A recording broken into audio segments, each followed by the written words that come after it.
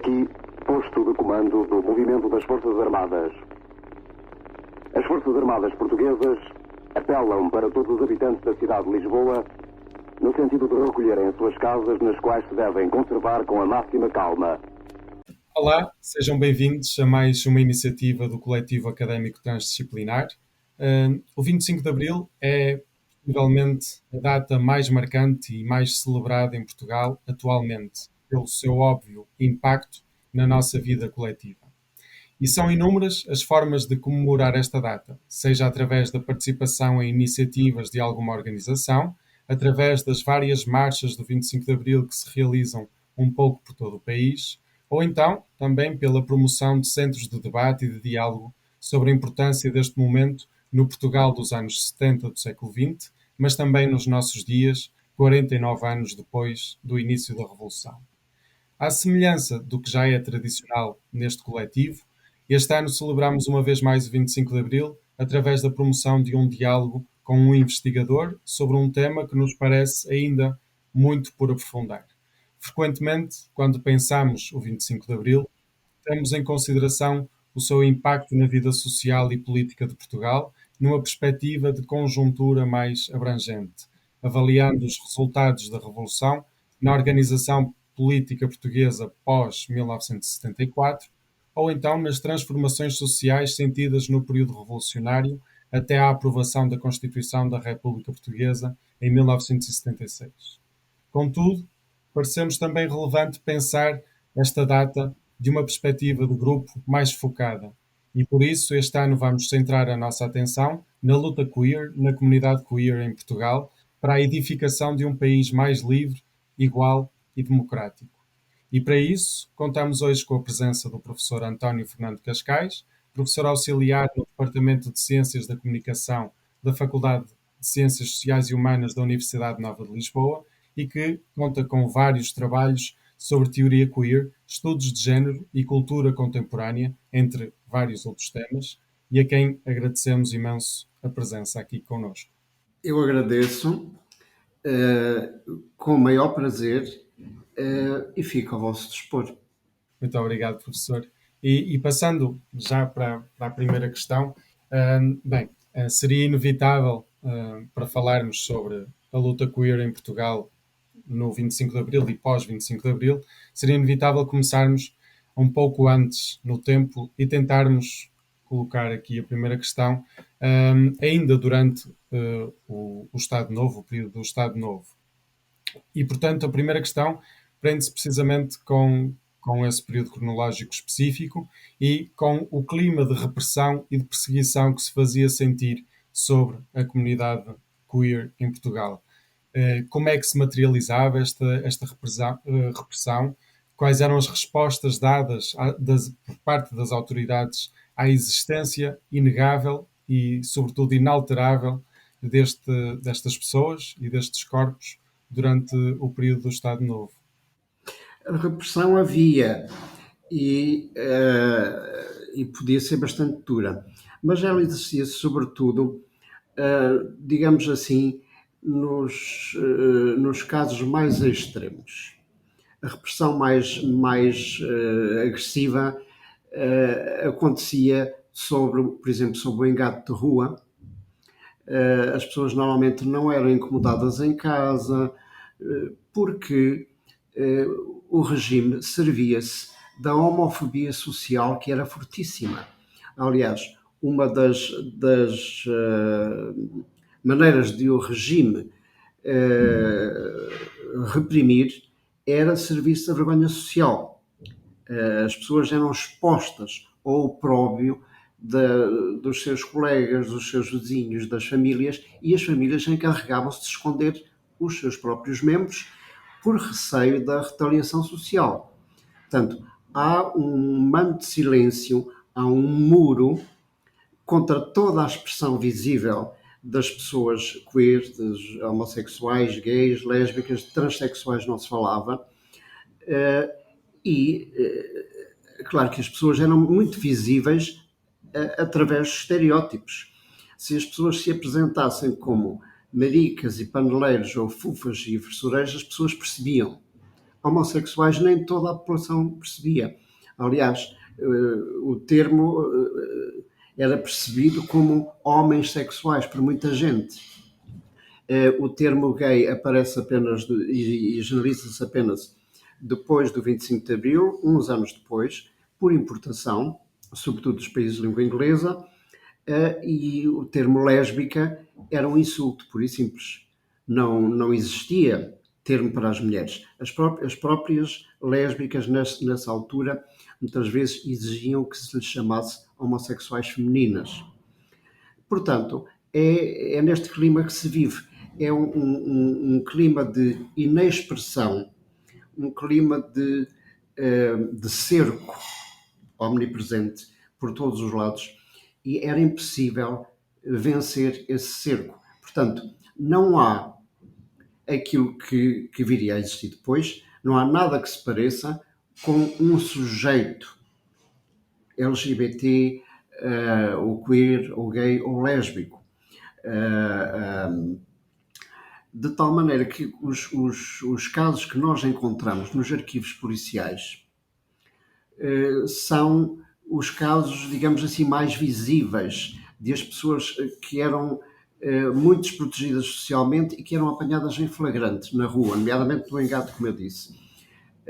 Há algumas figuras públicas, com certeza, mas que falam em seu próprio nome ou que se afirmam em seu próprio nome. E mesmo assim, essas figuras públicas, eu lembro do Mário Cesarini, do Ari dos Santos, para não recuarmos muito mais no tempo, para não chegarmos aos anos 20, essas pessoas não se afirmam nunca como homossexuais. Claro que às vezes são precisamente acusados disso, sobretudo através do insulto. Mas afirmarem-se como tal, ou afirmarem alguma espécie de reivindicação, isso é pura e simplesmente inexistente. Há na literatura, há na arte alguma coisa, mas também não podemos esquecer que há censura. Eu lembro, por exemplo, a Natália Correia nunca se afirmou como lésbica nem como bissexual, mas era atacada precisamente por publicar não só os próprios livros, mas, por exemplo, a antologia de poesia erótica satírica, onde apareciam expressões da homossexualidade ou do homoerotismo, se quisermos manter os termos, que também não são muito corretos. Isso existia, era o que de mais visível havia e era conotado. Portanto, as pessoas eram conotadas, não se afirmavam, não havia pura e simplesmente possibilidade de afirmação de uma identidade tal como nós hoje a concebemos. E então, quer dizer, pensando naquilo que o professor disse, então também podemos assumir que existe logo assim à partida uma grande diferença se estivermos a olhar para um mundo urbano e para um mundo rural. Ou seja, no mundo urbano isso estaria, digamos, esses problemas estariam, problemas na perspectiva do regime, obviamente, estariam seguramente mais expostos do que propriamente no mundo rural, onde as próprias famílias esconderiam todas essas identidades. As pessoas escondiam por toda a parte. O mundo rural é um mundo muito diferente. Repare-se que Portugal é um país com grandes arcaísmos, o que significa que a identidade homossexual seria qualquer coisa de absolutamente incompreensível no mundo rural. E mesmo no mundo urbano, nas camadas mais desfavorecidas. Eram as famílias burguesas que escondiam. Essa prática é típica dos meios urbanos mais cultos, mais sofisticados e mais favorecidos economicamente, em que o que estava em causa era o seu prestígio, a sua afirmação social. Em relação às pessoas que não pertenciam a esses meios, que era a esmagadora maioria da população portuguesa, tratava-se de pessoas ou de camadas sociais à partida, numa sociedade tão desigual como sempre foi a sociedade portuguesa. Essas camadas sociais eram à partida desqualificadas, o que significa que os seus homossexuais apanhavam por tabela, já pertenciam a camadas desqualificadas, portanto a questão de os esconder não era questão que se pusesse. Agora, não havia margem de manobra para um estilo de vida diferente do padrão do casamento heteronormativo, com filhos, com plena integração no clã familiar, com absoluta dependência daquilo que se chama em Portugal a família previdência. Era impossível sobreviver fora da família, arranjar um emprego. No mundo rural, as pessoas herdavam o trabalho dos pais. A alternativa era a imigração. E nas comunidades imigrantes portuguesas, a homofobia era tão forte como, ou mais forte ainda, do que nas comunidades rurais de origem, porque as comunidades imigrantes defendiam-se muito do meio exterior em que se encontravam e, inclusivamente, das expressões visíveis da homossexualidade ou dos direitos LGBT que já encontravam nessas sociedades. O que significa que a própria imigração não contribuiu, provavelmente antes pelo contrário, para modificar esse tipo de mentalidade, esse tipo de cultura nas comunidades de origem.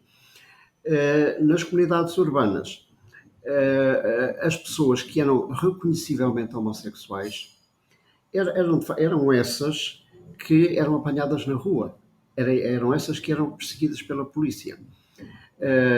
E mesmo assim havia maneiras de escapar a essa, ou de contornar ou de suavizar essa repressão, pagando as multas a que às vezes as pessoas eram obrigadas.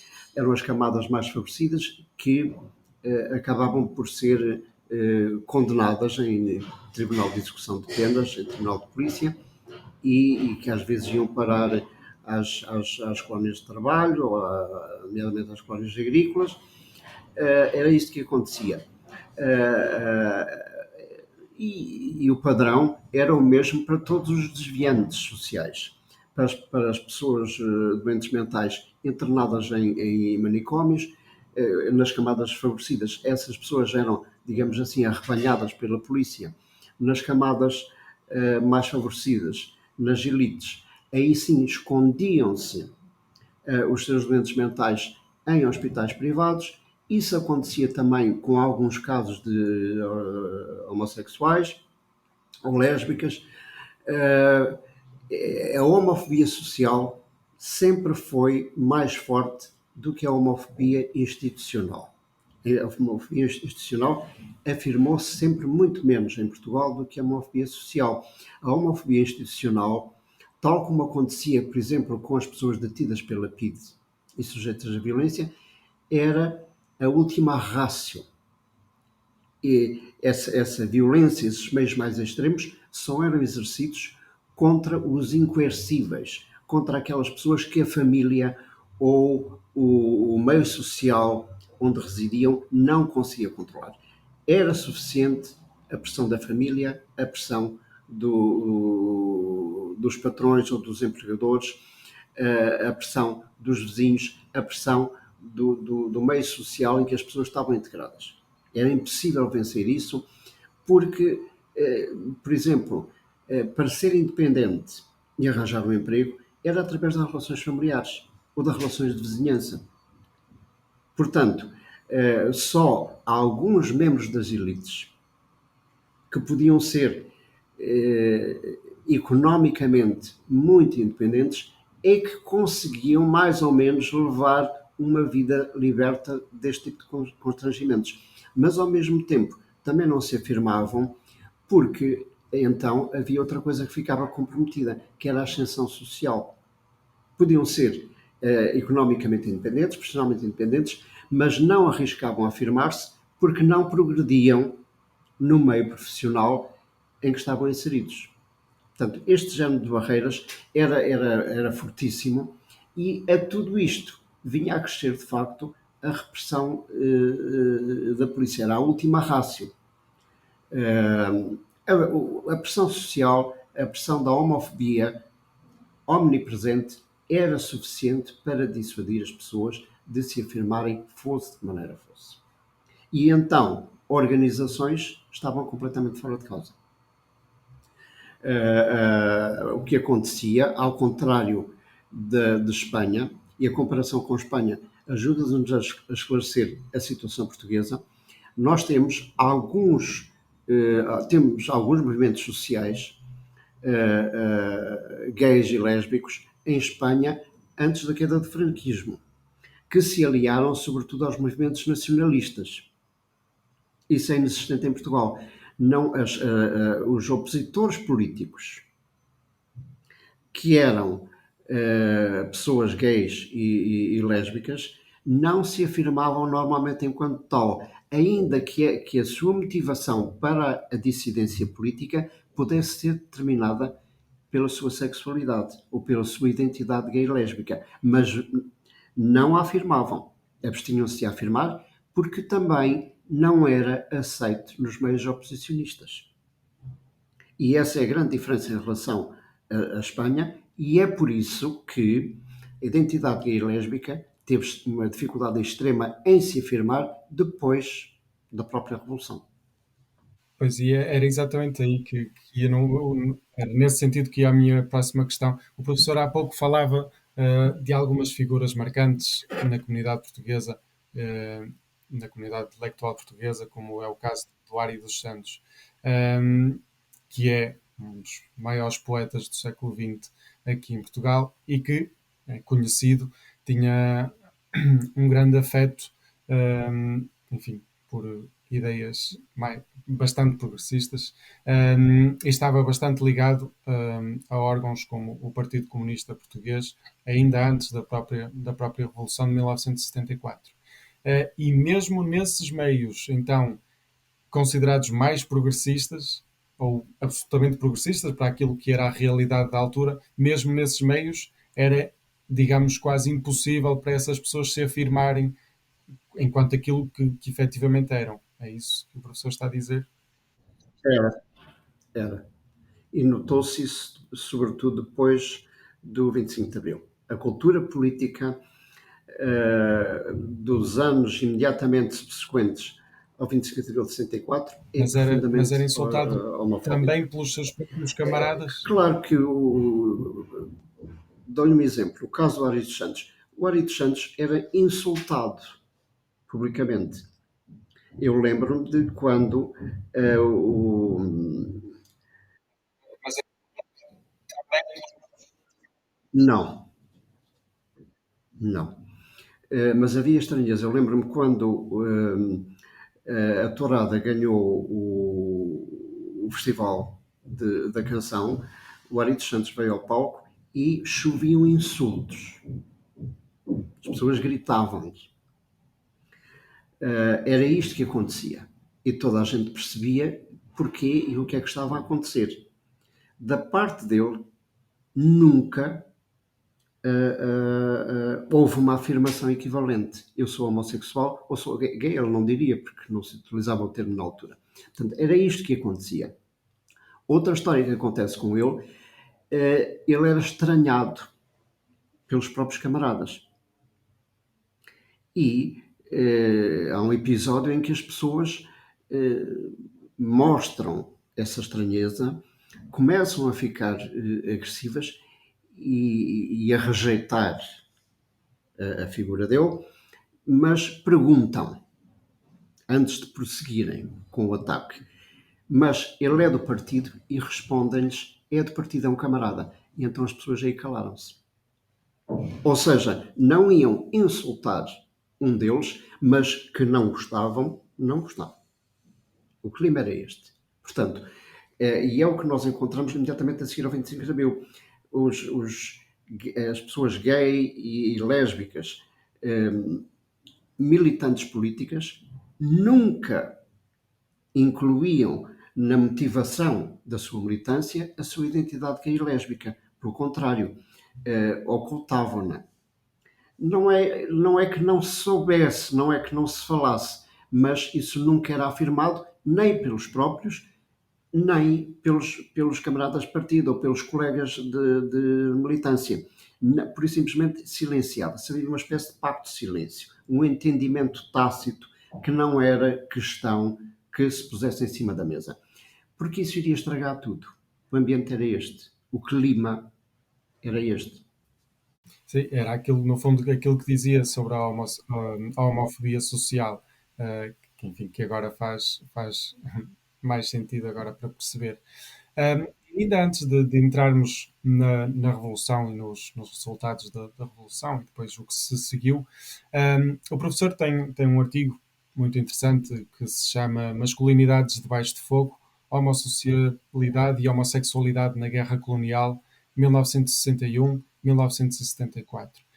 E, portanto, a minha pergunta, antes então de entrarmos no tema do 25 de Abril, era precisamente a que conclusões é que o professor chegou com este estudo sobre a homossexualidade neste contexto de guerra que se viveu, enfim, em Portugal e sobretudo nas colónias, nas então colónias portuguesas, entre 1961 e 1974.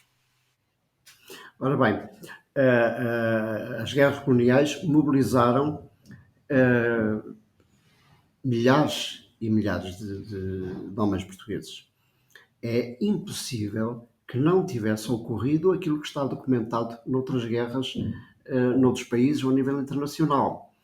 Pela primeira vez, por exemplo, no caso da Segunda Guerra Mundial, pela primeira vez, uma imensa população, não só de homens, mas também de mulheres, no caso, por exemplo, dos Estados Unidos, dos países do Norte da Europa, são mobilizados. E reconhecem que, ao contrário de sofrerem individualmente, no isolamento, na solidão, a sua identidade, que é uma identidade estigmatizada, perseguida, discriminada, eles encontram-se pela primeira vez com um número muito grande de pessoas com as quais se identificam. E é aí que encontramos um embrião de uma ideia, de um sentimento de pertença coletiva. Sabe-se hoje, por exemplo, que as comunidades gay e lésbica de Nova Iorque e de São Francisco que já existiam, mas tiveram um grande impulso com os soldados, quer homens, quer mulheres, mobilizados durante a Segunda Guerra Mundial, que regressaram ao país, mas já não voltaram aos seus meios de origem. É impossível que em Portugal não tenha havido um pouco disto. E houve. E é isso que eu tentei investigar e documentar. Mas encontrar confissões, relatos pessoais dos homens que foram mobilizados, as mulheres em Portugal foram muito pouco. Encontrar relatos dos homens que foram mobilizados é extremamente difícil. Eu lembro-me que o Dr. Santinho Martins, em testemunho pessoal, ele foi um dos fundadores da consulta de stress pós-traumático no Hospital Júlio de Matos, e ele próprio já tinha sido médico militar mobilizado para a guerra. Ele dizia-me que, respondendo a uma pergunta minha, ele dizia-me que nunca nenhum dos ex-combatentes que frequentavam a consulta lhe confessou uma relação com outro homem. Embora ele desconfiasse de vários casos, percebeu que havia ali um núcleo duro que não era confessado por homens que, de forma extremamente traumática, lhe confessavam ter cometido atrocidades. Mas a homossexualidade não era confessada. Era pior do que uma atrocidade. E nós percebemos isso, porque uma atrocidade, quer dizer, um assassino pode ser por ter morto alguém. É o ato que o fez assassino. O homossexual é visto de outra maneira. É uma qualidade intrínseca que ele tem. Mesmo que ele não pratique nada, ele é. Portanto, uma mácula ritual que é inconfessável. E, sobretudo, numa cultura de fortes raízes religiosas, como é a portuguesa, essa mácula, a mácula do pecado que está com a pessoa, que a pessoa não se pode livrar pela sua própria condição, é muito mais forte do que uma atrocidade que pode ser gravíssima, mas não compromete a essência do indivíduo. É por isso que os soldados tinham tanta dificuldade em confessar. Agora encontramos alguns relatos, por insistência de investigadores, de jornalistas, obtidos com extrema dificuldade e, nomeadamente, nas forças especiais, nos comandos, nos fuzileiros. Os interrogados respondem imediatamente com indignação, consideram esse género de pergunta insultuosa, tanto a nível pessoal como da própria identidade, da própria entidade que eles representam, porque um comando está a representar os comandos todos, um fuzileiro está a representar os fuzileiros todos, está a representar o próprio exército, portanto, a reação a pergunta só por si é ofensiva. Por isso, os relatos que nós encontramos são raros, os relatos pessoais, e encontramos sim alguns relatos na chamada literatura de testemunho, na literatura não apologética ou não panegírica das guerras coloniais. Porque há uma literatura panegírica, há uma literatura que defende os valores militaristas, os valores colonialistas, imperialistas, etc. E é só na literatura profundamente crítica do regime do Estado Novo, do colonialismo, que nós encontramos aí alguma informação sobre relações com pessoas do mesmo sexo nos soldados portugueses. Podemos cotejar isso, que é o que eu fiz, com narrativas mais autobiográficas. Por exemplo, dos soldados que faziam travesti ainda nas colónias. Ou então de escritores que uns foram militares, caso do Eduardo Pita, outros não foram, caso do Guilherme de Mel, e cotejar as narrativas literárias desses escritores com os testemunhos de alguns soldados que acabaram por confessar e a sua homossexualidade. E desse cotejo nós podemos concluir que por vezes há coerência, há identidade, ou seja, que os relatos dos soldados e aquilo que os escritores dizem nos seus livros coincide, noutros casos não coincide. Nomeadamente, pode-se perceber que nas elites coloniais existia já um embrião de comunidade. Nas grandes cidades coloniais havia um clima de tolerância que não se encontrava, por exemplo, na metrópole, em Lisboa ou no Porto, nas grandes cidades da metrópole. O Guilherme de Mel, o Eduardo Pita são muito claros a esse respeito. Pelo contrário, esse clima de tolerância permitiu um embrião de cultura gay e lésbica, de expressão gay e lésbica nas grandes cidades coloniais, nas elites, como eu disse. Mas, ao mesmo tempo, essas elites coloniais lucravam, digamos assim, ou aproveitavam, tiravam proveito das oportunidades que esse ambiente de tolerância lhes permitia, mas isso não significa que, por exemplo, tivessem uma posição abertamente crítica em relação ao regime, o que significa que a cultura gay e lésbica, as primeiras expressões de uma cultura gay e lésbica nas elites coloniais, não eram propriamente oposicionistas, muitas vezes eram culturas até fortemente contrárias àquilo que veio a ser o espírito revolucionário do 25 de Abril. O que explica, em parte, que, por exemplo, os fenómenos dos espetáculos travesti que proliferaram imediatamente ao 25 de Abril, que foram impulsionados por antigos soldados que já faziam travesti na tropa, era um ambiente profundamente adverso a tudo quanto fosse associativismo gay e lésbico. O que significa que isso contribuiu para que gays e lésbicas fossem as expressões da sua identidade, da sua cultura, fossem percebidas como reacionárias logo a seguir ao 25 de Abril. E a ideia prevalecente era esta: isto são os antigos colonialistas, eh, os burgueses decadentes que se entregam à homossexualidade, e isto não tem nada a ver com o mundo democrático, revolucionário que nós queremos construir. É uma das conclusões a que cheguei depois desta investigação sobre a homossexualidade durante a Guerra Colonial. Ou seja, então, o professor há pouco falava sobre o regresso dos soldados na Segunda Guerra Mundial aos Estados Unidos, por exemplo.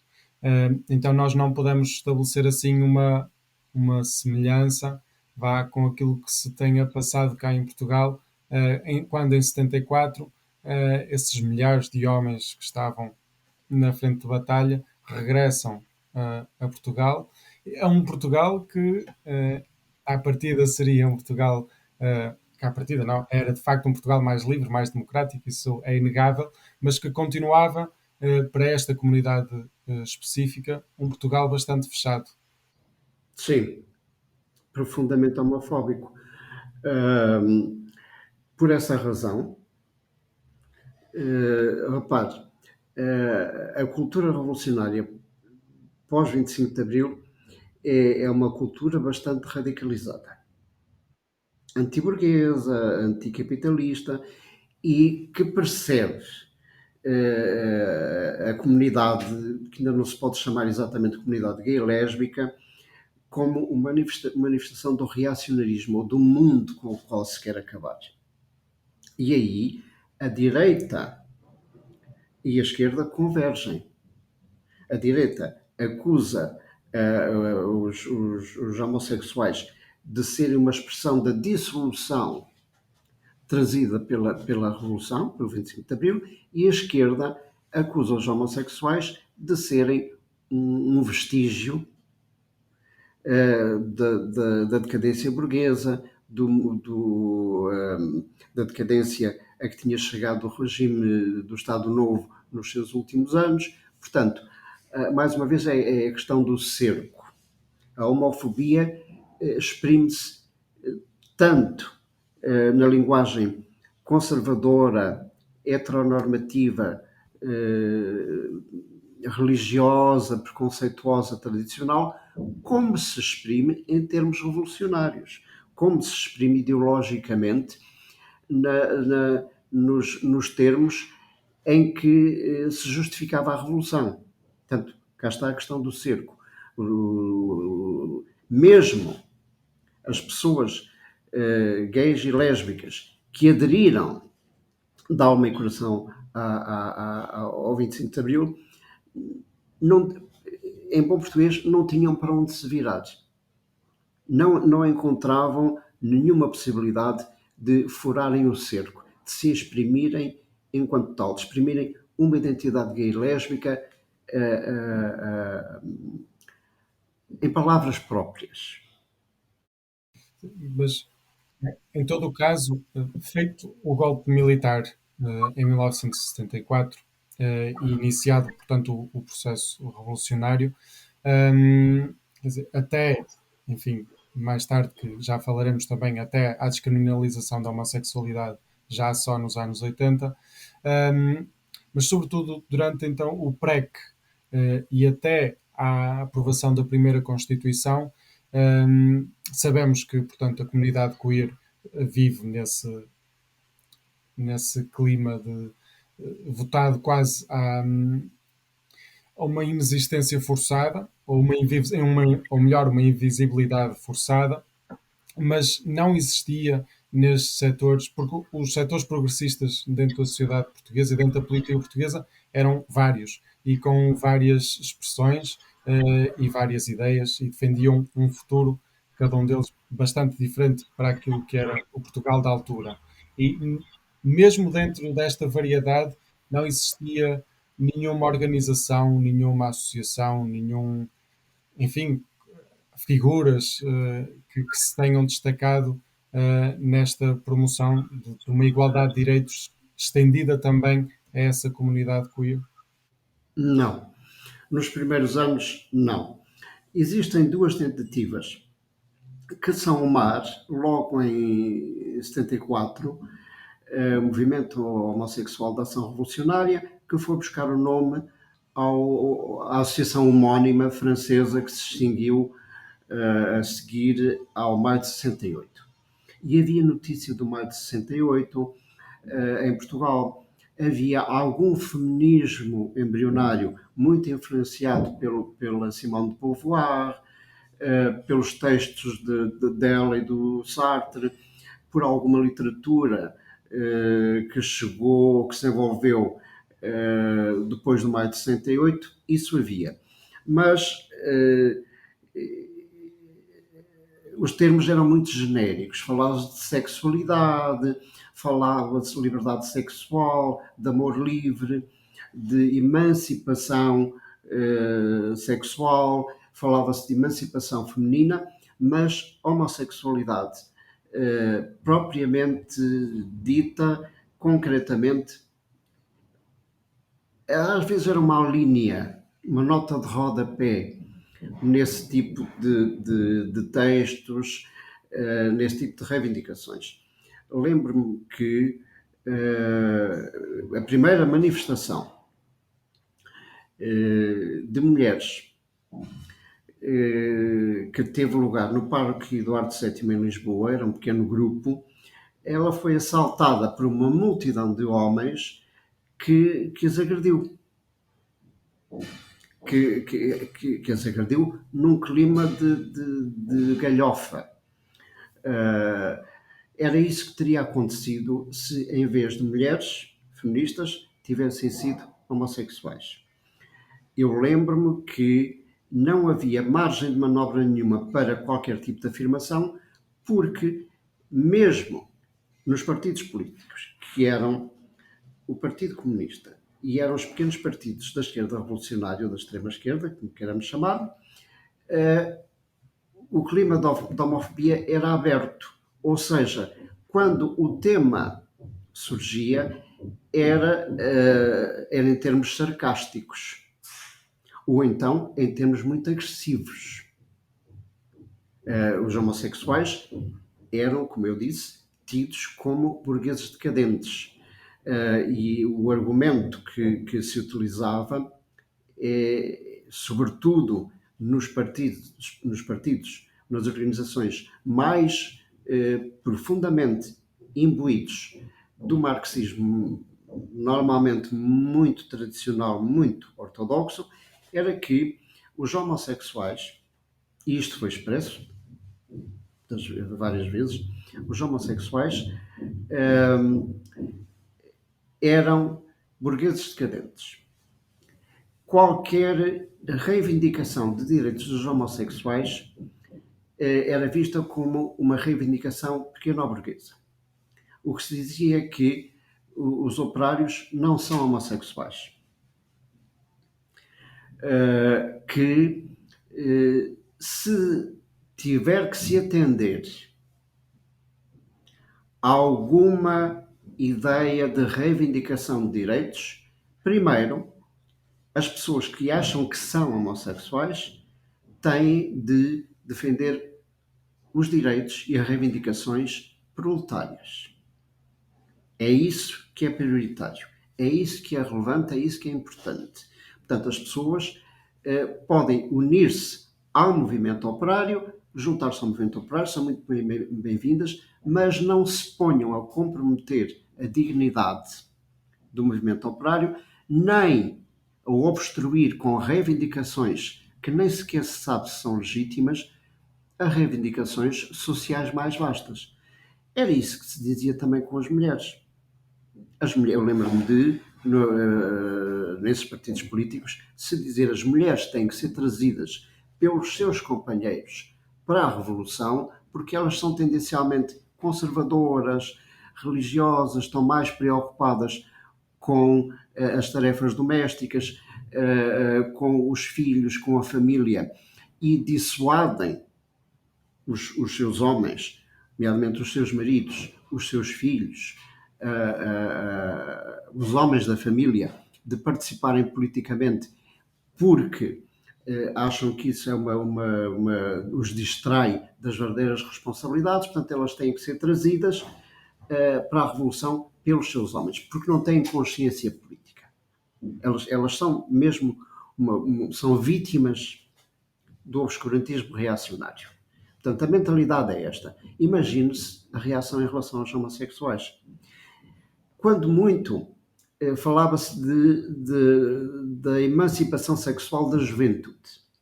Havia nessa altura a grande referência era o Wilhelm Reich,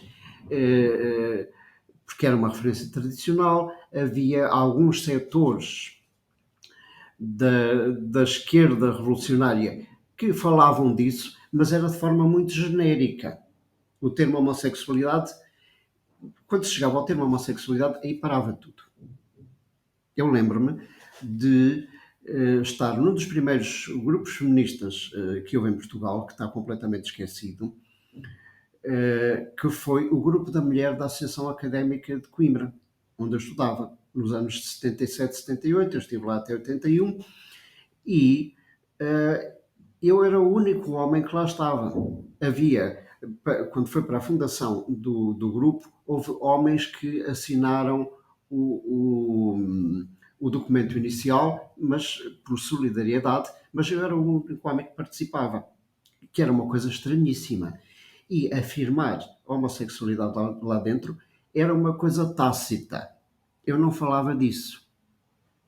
Nós sabíamos entre nós que sim, que eu me identificava como homem gay, mas era uma coisa que, por isso, simplesmente, não falávamos entre nós. Portanto, o clima era este. É difícil explicar isso para as gerações atuais, porque as coisas, de facto, mudaram muito. Mudaram de forma que tudo isto se torna incompreensível para os estudantes que têm hoje a idade que eu tinha nessa altura. Mas a verdade é esta. Não sei como é que posso explicar isto melhor, nem sei se isto é suficientemente compreensível, porque eu sei que isto implica um grande esforço de interpretação.